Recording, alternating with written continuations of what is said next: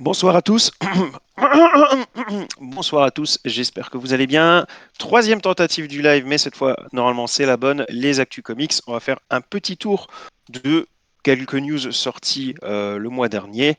Des news qui nous ont marqué pour une raison ou pour une autre. C'est moi qui vais commencer avec une annonce plutôt évidente, disons, mais comment elle a été faite, c'est plutôt ça qui m'a plu. Donc, c'est l'annonce du crossover DC Absolute. Donc, voilà, c'est confirmé. Donc, la lignée Absolute, on vous en a déjà parlé plusieurs fois, hein. Il s'agit d'une revisite, souvent un peu plus sombre, des différents personnages de DC Comics. On a déjà vu notamment Batman, Wonder Woman et Superman. Et là, vous avez dans les prochaines semaines Flash, Martian Manhunter et Green Lantern qui arrivent à grands pas. Si j'en parle encore une fois, c'est pas tant parce que le crossover a été annoncé, puisque bon, le crossover frôlait l'évidence même si jusque-là c'était pas encore officiel. Ce qui m'a plu, c'est que Jeff Lemire en fait a un peu expliqué comment ça allait se passer et bah, j'ai l'impression qu'un peu comme pour Absolute Power, ils ont envie de faire les choses comme il faut. Donc c'est-à-dire qu'il a dit bon déjà que de manière globale c'est lui qui gérait le crossover en question, donc c'est Jeff Lemire. Et il a dit qu'il y avait une réunion toutes les semaines avec les scénaristes des différents titres pour vraiment faire le truc comme il faut, histoire qu'il soit construit. Et il a annoncé aussi au passage que cela débuterait avec Absolute Flash 1, donc le mois courant, durant le mois de mars. Je trouve que c'est une excellente nouvelle parce que déjà de base, la version Absolute, c'est une version qui me plaît. Donc si en plus tu as un crossover de qualité qui arrive, bah, je dis pas non. Et pour l'instant, on va dire que ça prend plutôt la bonne direction. Je sais pas ce que vous en avez pensé, les gars. Pour l'instant, moi, Absolute, c'est un grand oui. Que ce soit Batman, Superman ou Wonder Woman, c'est bien. L'univers a bien été mis en place, donc s'il continue à mettre aussi bien les choses en place. Et puis oui, pour le coup, le mire sur Flash et même le Martian Manhunter m'intrigue beaucoup. Donc pour le moment, il n'y a pas vraiment de... C'est un sans faute pour moi, on va dire, pour le moment. À noter qu'aujourd'hui même, il y a aussi quelques images qui sont tombées concernant Green Lantern. Au niveau de la partie graphique, c'était déjà pas si mal, mais en plus, même en termes de. Au niveau de la composition même des planches, il y a notamment une planche avec une vue du dessus, comme ça, où on voit un hélicoptère au-dessus d'un symbole Green Lantern gigantesque. C'était vraiment, vraiment beau. Et les covers sont chouettes. Donc, ouais, clairement, non seulement ce qu'on a vu, c'était déjà bien, mais en plus, ce qui arrive est plutôt intriguant. Donc, ouais, plutôt motivé. On en parlera bien évidemment durant les prochains lives. Alors, toutes les news en question seront du coup dans la description sur YouTube si ça vous intéresse, si vous voudrez voir les différents articles qui ont été rédigés sur MDCU. Euh... Ah oui, c'est vrai que Matt il dit en quelque sorte le crossover ça pourrait être juste Justice League Absolute. Oui, après je pense que ça va quand même rester un événement au moins au début quoi. Oui, c'est ça, c'est ça. Bah, après, ils peuvent tout simplement, oui, faire un crossover par-ci, par-là, avec, oui, un titre Justice League par la suite, oui, c'est Mhm. plutôt évident. Mais moi, j'attends de voir, faut voir comment c'est fait, en fait. Mais sur le papier, je suis plutôt curieux. Mm. Après, c'est vrai que je crois que c'était ce qu'ils avaient fait pour New 52, en fait, quand ils parlaient de crossover New 52. C'était dans un premier temps un super-héros qu'on avait vu là, et puis un autre qu'on avait vu là, un autre qu'on avait vu là. Je crois qu'ils avaient fait ça comme ça, même si le titre Justice League New 52 était sorti assez vite quand même à l'époque. Mm. Donc à voir. Ouais, ouais, ouais. Moi pour ma part, première news, j'en avais déjà parlé la semaine dernière je crois, avec notamment toute Oui, la situation des avec Marvel Games. voilà de Marvel Games, voilà avec le licenciement de pas mal de gens qui ont bossé sur Marvel Rivals. Et j'avais notamment dit que ce sujet m'avait été inspiré par une actualité assez récente où on a appris que le jeu Wonder Woman qui a été annoncé, je crois que c'était en 2021, enfin ça ouais, ça faisait au moins 3-4 ans sûr, qui était développé donc par Monolith, le studio qui récemment avait fait les deux jeux Seigneur des Anneaux, euh, Shadow of Mordor puis Shadow of War, donc l'ombre du Mordor et l'ombre de la guerre, donc qui est plutôt cool d'ailleurs. Donc voilà, ce studio-là était sur le jeu Wonder Woman et on a appris que le studio a fermé, que le jeu est annulé Et en plus de ça, ce qui est très dommage, c'est que le jeu devait utiliser un système de gameplay qui s'appelle le Nemesis System, qui permet d'avoir des ennemis qui sont intégrés un peu dans ta progression, et du coup ça veut dire qu'ils peuvent revenir se venger, s'ils te battent, ils se souviennent de t'avoir battu. Voilà, tout un système évolutif d'ennemis, etc., qui était très très cool et qui faisait vraiment l'attrait des deux jeux du Seigneur des Anneaux, voilà, qui étaient les deux jeux dans lesquels ce système-là était implanté. Et ben, Warner a fait ce qu'il fait depuis quelques années, a tout fermé, a bien évidemment pris le temps de breveter le Nemesis System et de ne l'utiliser nulle part ailleurs. Et voilà, et là ils viennent de fermer le studio responsable pour sa création. Donc voilà, Warner qui continue d'enchaîner les disaster claps, Des comme on excellentes dit. décisions. Voilà, ils enchaînent les L, comme on dit, comme disent les jeunes. Enfin voilà, ils font que de la merde. Et je pense qu'on va se retaper un énième jeu Batman. Alors s'il est bien, tant mieux, hein, mais bon, les jeux Batman, c'est Oui, bon. là, c'était l'occasion de proposer quelque chose de différent. Puis bon, c'est vrai que Wonder Woman, on n'en a pas tous les jours, quoi. Voilà, Wonder Woman, niveau adaptation, c'est triste, hein. Dites-vous qu'on a eu 3 films Punisher et aucun film Wonder Woman. Voilà, j'aime bien Punisher, hein, mais merde, hein. On a eu 2 films Hulk et pas de. Bon, ouais, bref, Merde, hein. voilà, voilà, on continue un peu voilà, la malédiction de Wonder Woman, voilà, qui n'a droit à rien. Voilà, voilà. Et c'est vrai que Matt le dit, oui, ils ont pas seulement fermé Monolith, ils en ont fermé 2 autres. J'ai plus les, j'ai plus Ouais, j'ai plus les noms en les tête noms non en tête, plus. mais enfin Mais voilà. effectivement, il y avait 3 boîtes au final Voilà. qui ont fermé. Après, pour une semi-défense de Warner, c'est pas les seuls à faire ça, donc c'est pas uniquement Warner, mais c'est vrai que voilà, c'est dans toute l'industrie que c'est vraiment catastrophique et voilà, Warner ne fait pas exception. Eux qui à une époque étaient un peu un gage de qualité et dans les films et dans les séries et même dans les jeux, voilà, avec les Arkham et tout ça, là c'est finito. Voilà, c'est bien dommage. Alors, comme l'a dit Dr Bishop, effectivement, si la version absolue des super-héros d'ici vous intéresse, c'est à partir du mois de mai chez Urban Comics pour la France. L'autre news que moi j'ai choisi, bon, grande news quand même, le Punisher, donc qui revient avec un long métrage, mais un long métrage plutôt court, hein, puisqu'il s'agira d'un studio special presentation. Donc, ce qui sous-entend, je crois que les 2 autres films qui ont été dans cette catégorie, c'était 45 minutes, 50 minutes, donc À quelque peu chose près, comme ouais. ça. Donc la moitié d'un film ou alors un très long épisode de série télé, j'ai envie de dire. Alors pourquoi j'ai choisi cette news? Alors certains diraient que c'est de la merde, que ils avaient autant faire une série Punisher ou alors un vrai film Punisher, que John Bertal le mérite, que clairement les fans seraient là. Ça, j'en doute. Mais par contre, pour tout ce que j'ai dit avant, je suis plutôt d'accord. Oui, j'aurais pas été contre une série Punisher, même si la deuxième saison m'avait clairement un peu moins motivé. Et ou aussi un film Punisher, même si j'ai l'impression qu'il y a une sorte de malédiction sur cet univers en termes de long métrage. Donc peut-être que le voir dans ce format-là serait un bon compromis. Et puis qui sait, on sait que l'acteur il s'éclate avec ce personnage. Ça sera peut-être juste une petite mise en bouche avant, pourquoi pas, hein, un projet sur un plus ou moins long terme derrière, il faut voir. Après, bon, il revient déjà dans Daredevil Born Again, là il a un petit rôle encore derrière. Voilà, faut y croire, on verra bien à quoi ça ressemble. On va déjà espérer qu'il se casse pas la figure avec ce film-là. Et après, on verra si on peut être en droit d'espérer autre chose. Je pense que ça reste la meilleure chose à faire.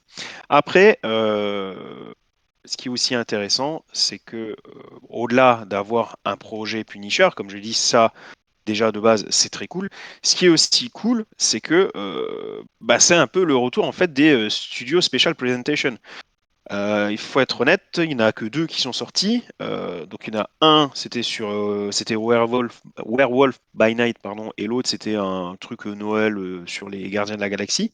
Et depuis, plus rien. Donc ça faisait très longtemps que cette catégorie de long métrage, ce genre de projet Disney n'était plus utilisé. Il y en a beaucoup qui se demandaient si ça allait revenir, si c'est tout simplement pas un projet qui était mort, quoi. Et puis voilà, visiblement, non, il ne l'est pas. Donc voilà, Martin, toi, je sais pas ce que t'en penses. Si, plutôt chaud, je pense. Et vous, sur le Oui, chat, dites-nous tout, ou sur les commentaires YouTube. Oui, oui, bah déjà John Bernthal il fait du très bon travail et je le rappelle ou je vous l'apprends pour ceux qui ne le savent pas, sur YouTube vous pouvez trouver un court métrage Punisher qui s'appelle Dirty Laundry avec Thomas Jane, donc il le jouait dans le film de Ah 2004. si.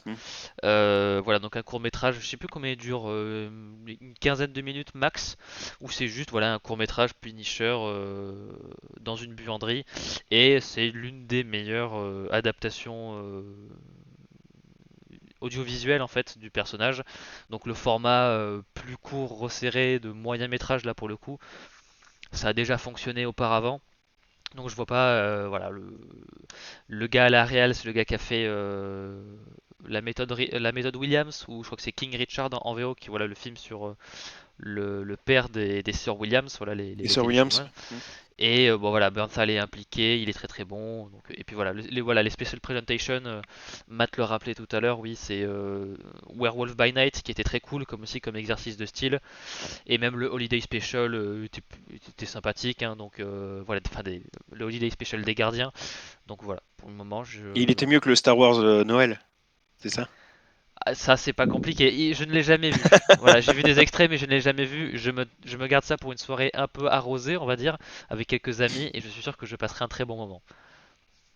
Alors oui, hein, entre ce que tu as dit toi et ce que Dr Bishop rajoute là, oui, John Bertal fait clairement un bon taf sur le personnage et c'est aussi ce que les autres acteurs de la série disent, hein, notamment Charlie Cox qui s'est exprimé hier ou avant-hier sur le sujet et qui a dit ouais, une fois j'ai reçu un appel de John Bertal qui disait ouais, au fait, tu sais la scène qu'on doit tourner bientôt, là j'ai lu le scénar, ça va pas, je vais pas dire ça comme ça. Alors, je te le dis, je vais dire ça, au lieu de ce que tu as écrit, ce que tu as décrit. Comme ça, toi, derrière, tu peux adapter tes réponses. Et donc là, tu as Charlie Cox qui fait ouais, ok, d'accord, t'inquiète. Et puis bah, finalement, le jour J, tu as John Bertal qui a fait total impro. Donc Cox, il était comme un con quand même, et puis il a dû faire un pro derrière. Mais c'était cool et ça montre que il s'intéresse et il est animé par le personnage. C'est vraiment chouette à voir, quoi.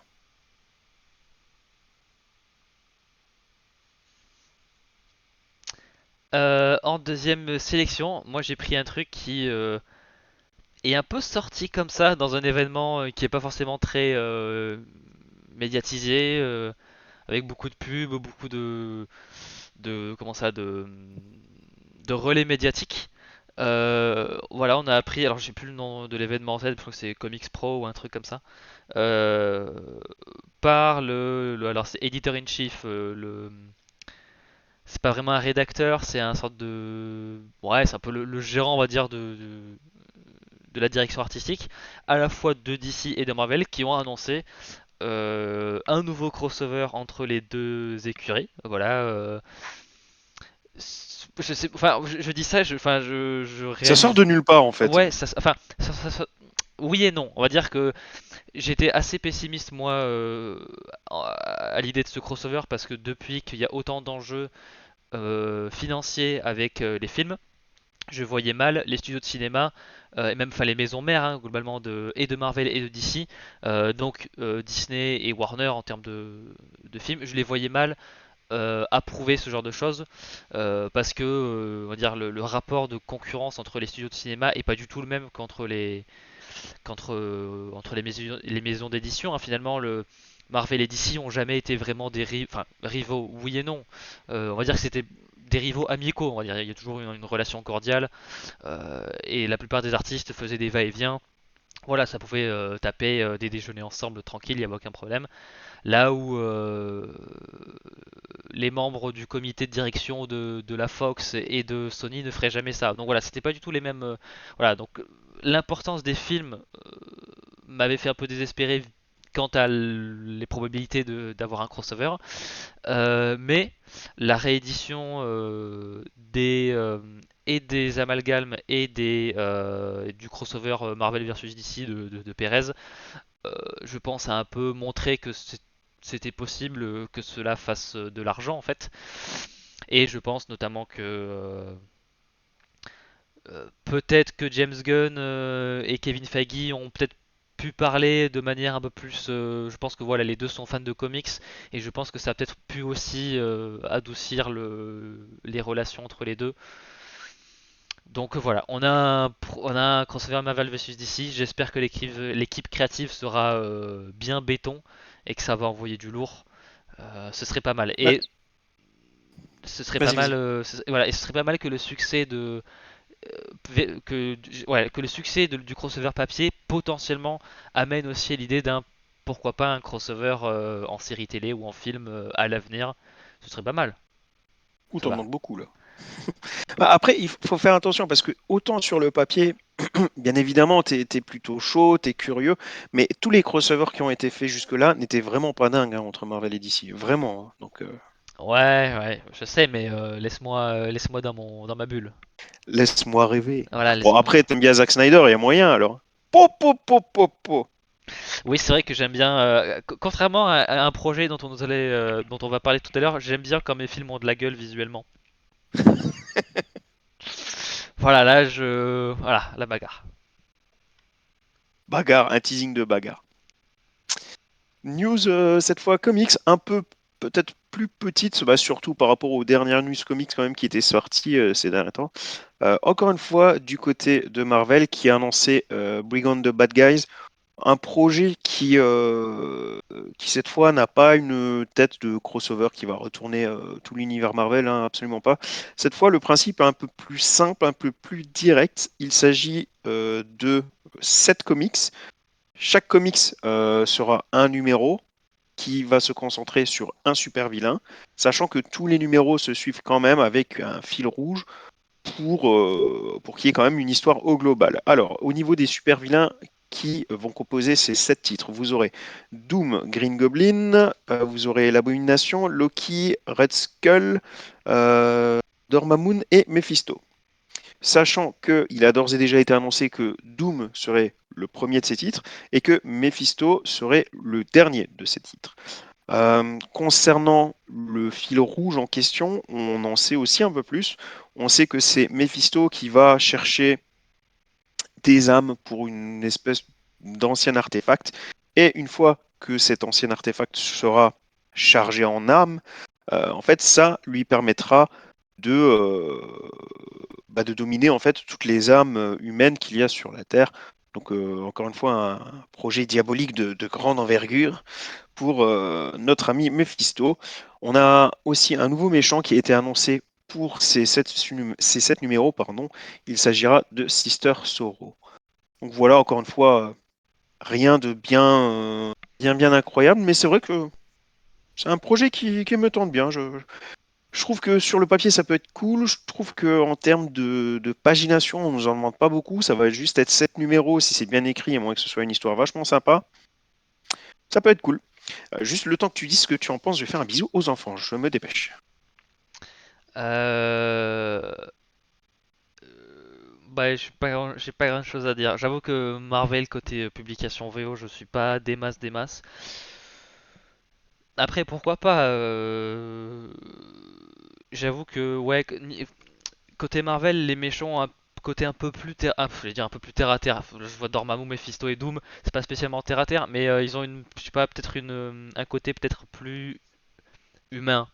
Je sais pas, j'ai l'impression de dire n'importe quoi, mais par exemple, je vois mal un Darkseid et un Anti-Moniteur s'allier, par exemple. Alors, ça a dû arriver, mais disons que ça me fait toujours bizarre. Là où j'ai l'impression que les méchants Marvel sont peut-être un peu moins omnipotents et peut-être plus prompts à s'allier pour arriver à leur fin. Donc pour moi, ça se justifie un petit peu mieux, je trouve. Après, sur le papier, l'idée est plutôt cool. Évidemment, comme toujours, l'important c'est un peu l'exécution de cette idée finalement. Mais pourquoi pas? Pourquoi pas? Je doute que je vais suivre l'événement en temps réel, à moins qu'on m'en dise monts et merveilles, etc. Euh, mais après, pourquoi après, je me retrouve un peu à suivre One World Under Doom, pas malgré moi, parce que le truc est cool, mais c'est vrai que je comptais pas spécialement suivre le truc, et comme pour l'event sur Doom, si l'exécution est plutôt sympa et amène à des situations plutôt intéressantes, pourquoi pas? Mais bon, j'ai déjà affaire avec Absolute, donc on verra. On verra. Ah, ça, c'est clair qu'il va falloir faire des choix au bout d'un moment.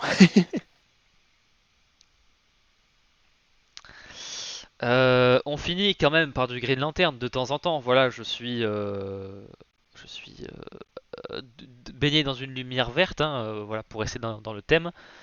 Nous avons eu notre premier aperçu de la série Lanterns et donc de nos deux protagonistes, Jon Stewart et Hal Jordan, et de l'anneau aussi. Voilà, on a eu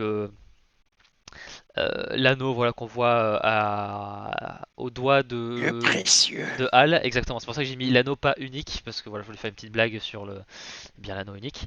Alors je sais pas si John l'a ou pas, parce qu'on voit pas les doigts de sa main droite.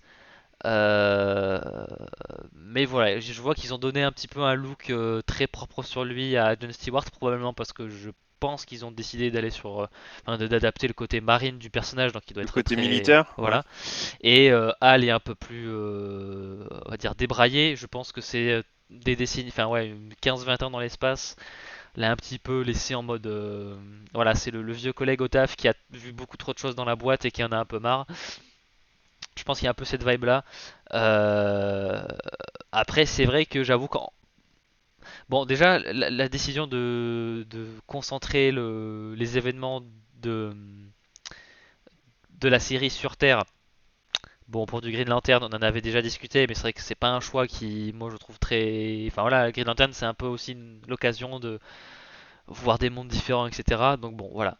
Et c'est vrai que là aussi, le premier Bah, pour moi, visuel. c'était une des raisons pour laquelle le film s'était planté à l'époque. Or, il n'y avait pas que Oui, celle-là, hein, il n'y avait pas mais que ça, elle en faisait partie. mais je pense qu'il y a moyen de faire une bonne histoire Green Lantern sur Terre. C'est juste que c'est un peu dommage pour la première histoire qu'on a en live action depuis 2011. Ça va bientôt faire 15 ans.